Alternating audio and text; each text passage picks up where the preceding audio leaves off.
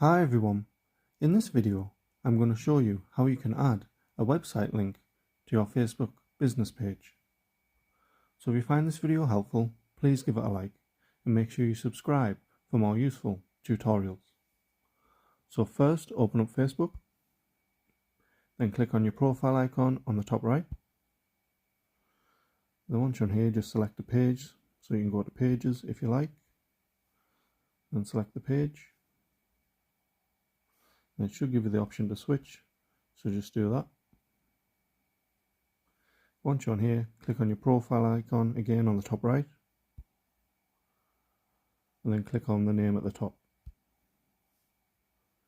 Then once you're on here, you can go to the three dots on the right hand side, and it should give you the option to edit at the top.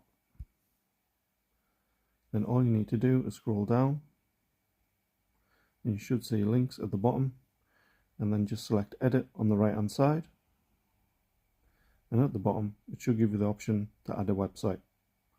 So just tap on there, then you can just paste in the website address, select done, and then if you come back out of there, it'll give you the option to save changes, so just select that. And that's how you can add a website to your Facebook business page. Thanks for watching.